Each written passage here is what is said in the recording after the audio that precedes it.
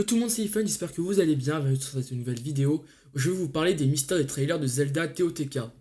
Avant le début de la vidéo, je tiens à vous prévenir, je ne suis pas au courant des infos qui ont fuité sur les réseaux et je n'ai pas envie d'être au courant.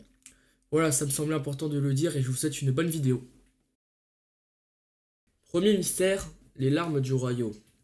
Depuis la sortie du deuxième trailer, une question est dans les têtes.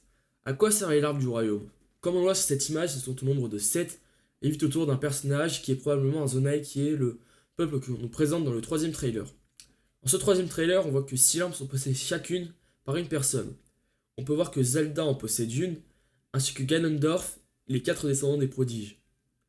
Mais alors, où est la dernière larme? La théorie la plus simple serait que Link en posséderait une, ou bien ce serait alors le nouveau peuple du jeu, les Zonai, qui la posséderait. Dites-moi laquelle des deux possibilités vous préférez en commentaire. Mais je me pose une autre question. À quoi ces larmes serviront-ils dans le jeu?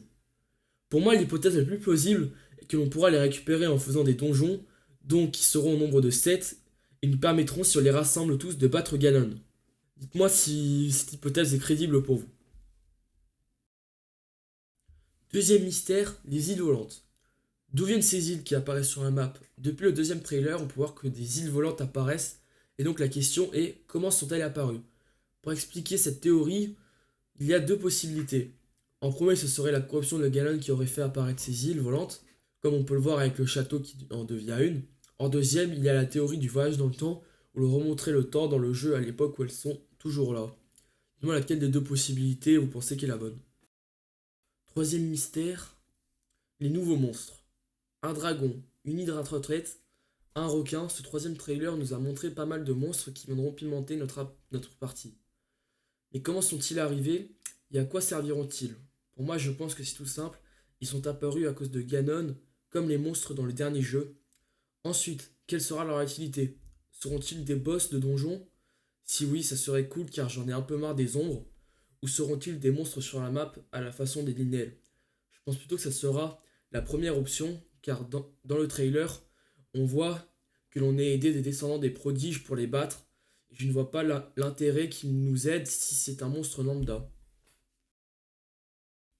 Quatrième mystère, un personnage mystérieux. Quel est ce personnage? Est-ce Zelda? Eh bien, il se peut que oui, car on peut voir entre ces deux images qu'elle porte les mêmes bijoux et utilise le même pouvoir que Zelda.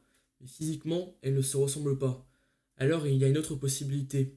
Ces personnages seraient deux réincarnations de la déesse Hylia. Pour moi, cette hypothèse est la plus crédible, mais je me demande bien à quoi servira-t-elle dans l'histoire. Va-t-elle avoir un impact sur l'histoire ou cette image est juste un souvenir que l'on nous montrera dans le jeu? Donnez-moi votre avis dans les commentaires. Voilà qui conclut la vidéo, j'espère qu'elle vous aura plu, n'hésitez pas à la liker et à vous abonner. Vous pouvez aussi débattre de ce sujet en commentaire, je répondrai à tout.